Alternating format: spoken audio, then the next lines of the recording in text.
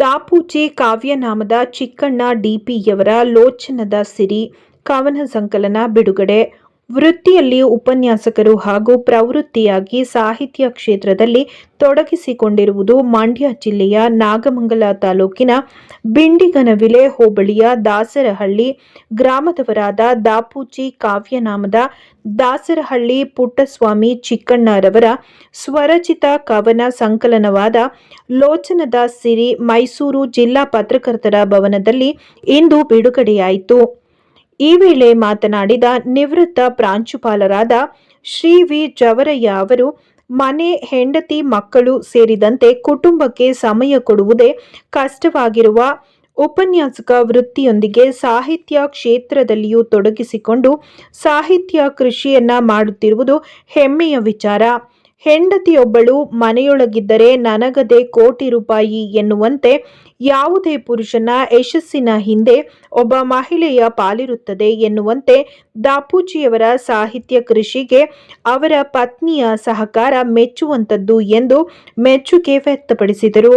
ಈ ಕಾರ್ಯಕ್ರಮದಲ್ಲಿ ಕನ್ನಡ ಸಾಹಿತ್ಯ ಕಲಾಕೂಟದ ಅಧ್ಯಕ್ಷರಾದ ಎಂ ಚಂದ್ರಶೇಖರ್, ಕರ್ನಾಟಕ ರಾಜ್ಯ ಹಿಂದುಳಿದ ವರ್ಗಗಳ ಜಾಗೃತಿ ವೇದಿಕೆ ಅಧ್ಯಕ್ಷ K S Shivaram, Rajendra printer and publisher ಮಾಲೀಕ ಡಿಎನ್ ಲೋಕಪ್ಪ, ಅಸೋಸಿಯೇಷನ್ಸ್ ವ್ಯವಸ್ಥಾಪಕ ನಿರ್ದೇಶಕಿ ಸೌಭಾಗ್ಯ, ದಾಪೂಚಿ ಪತ್ನಿ ಜಿಕೆ ರೂಪಶ್ರೀ ಚಿಕ್ಕಣ್ಣ, ಜಿಲ್ಲಾ ಪ್ರಾಥಮಿಕ ಶಾಲಾ ಶಿಕ್ಷಕರ ಸಂಘದ ಉಪಾಧ್ಯಕ್ಷರಾದ ಸಾಲುಂಡಿ ಎಸ್ ದೊರೆಸ್ವಾಮಿ ಸೇರಿದಂತೆ ಹಲವರು ಉಪಸ್ಥಿತರಿದ್ದು ಶುಭ ಕೋರಿದರು.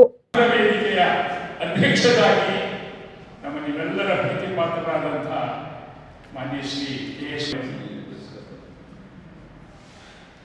ಮತ್ತೆ ಒಂದು ವಿಶೇಷ, ನನ್ನ ಆತ್ಮೀಯ ಗೆಳೆಯರು ಜಾನಪದ ಬುಡುಗುಡಿಕೆಯವರಿಂದ ಈ ಜಾನಪದ ಜಗತ್ತಿನ ಏನು ಸತ್ಯ ಇದೆ ಅದನ್ನ ಈ ಕರ್ನಾಟಕ ದಿವಂಗತ ಕನ್ನಡ ಜಾನಪದ ಬ್ರಹ್ಮ ಎಚ್ ಎನ್ ನಾಗೇಗೌಡರ ನಿಕಟವರ್ತಿಗಳಾದಂಥ ನನ್ನ ಆತ್ಮೀಯ ಮಿತ್ರರಾದಂಥ ನನ್ನ ಕೃತಿಗಳೆಲ್ಲ ಇಲ್ಲೇ ಪ್ರಕಟ ಆದ ಅನ್ನೋದು ನಿಮಗೆ ಗೊತ್ತಿದೆ.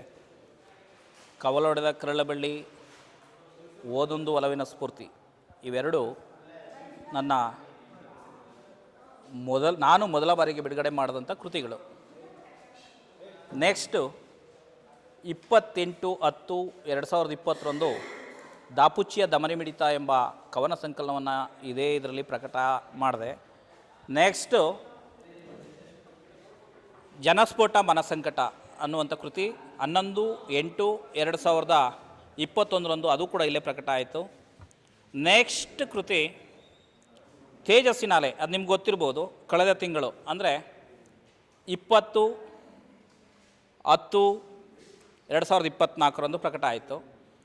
ಪ್ರಸ್ತುತ ಅಂದರೆ ಇವತ್ತು ಈ ದಿನ ನನ್ನ ಲೋಚನದ ಸಿರಿ ಕವನ ಸಂಕಲನ ಪ್ರಕಟ ಆಗಿದೆ.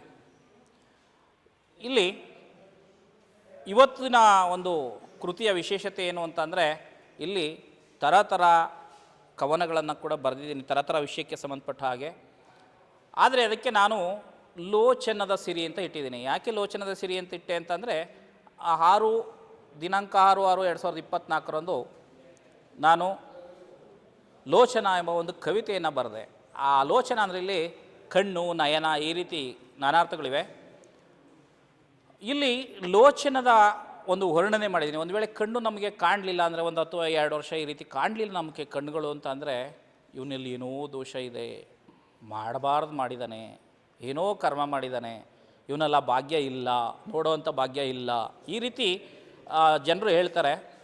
ಅದರಿಂದ ಆ ರೀತಿ ಒಂದು ಕೆಟ್ಟ ರೀತಿಯನ್ನು ತಿಳ್ಕೊಳ್ಳೋದ್ರಿಂದ ಜನ ನಿಮ್ಮ ಕಣ್ಣನ್ನು ಉಳಿಸ್ಕೊಳ್ಳಿ, ಆ ಕಣ್ಣಿಗೆ ಬೇಕಾದಂಥ ಉಳಿಸ್ಕೊಳ್ಳೋಕೆ ಏನು ಬೇಕೋ ಅಂಥ ವಸ್ತುಗಳನ್ನು ಮಾತ್ರ ಬಳಸಿ, ನಿಮ್ಮ ಕಣ್ಣು ಚೆನ್ನಾಗಿರೋಕ್ಕೆ ಏನು ಬೇಕು ಆ ಥರದ ವಸ್ತುಗಳನ್ನು ಬಳಸಿ ಅಂತ ಆ ಒಂದು ಕವನದಲ್ಲಿ ಹೇಳಿದ್ಪಟ್ಟೆ. ಇಡೀ ಇದಕ್ಕೆ ಅದನ್ನು ಒಂದು ಶೀರ್ಷಿಕೆನೇ ಕೊಟ್ಟೆ. ಲೋಚನ ಹೋಗಿ ಲೋಚನದ ಸಿರಿ ಅಂತೇಳಿ ಕವನ ಸಂಕಲನಕ್ಕೆ ಒಂದು ಶೀರ್ಷಿಕೆಯನ್ನು ಕೊಟ್ಟೆ. ನಮಗೆ ಒಂದು ರೀತಿ ಕಣ್ಣಿನ ಸಿರಿ ಅಂದರೆ ಕಣ್ಣೇ ನಮಗೊಂದು ಸಿರಿ, ಅದಿದ್ರೇ ನಮಗೆ ಈ ಜಗತ್ತು ಒಂದು ಬೆಳಕಾಗಿ ಕಾಣ್ತದೆ, ಇಲ್ಲದ್ರೆ ಕತ್ಲಾಗಿ ಕಾಣ್ತದೆ. ಅದರಿಂದ ಕಣ್ಣಿನ ಮಹತ್ವವನ್ನು ಕೂಡ ಎತ್ತಿಡಿದಿದ್ದೀನಿ. ಎಲ್ಲ ಥರದ ಕವಿತೆಗಳನ್ನು ಬರೆದ್ರೂ ಕೂಡ ಇದನ್ನೇ ನಾನು ಟೈಟ್ಲಾಗಿ ಇಡಲಿಕ್ಕೆ ಬಯಸಿದ್ದೀನಿ, ಲೋಚನದ ಸಿರಿ ಅಂತೇಳಿ. ಇಷ್ಟನ್ನು ಇದೆ ಅಂದರೆ ಮನದಟ್ಟು ಮಾಡಬೇಕು.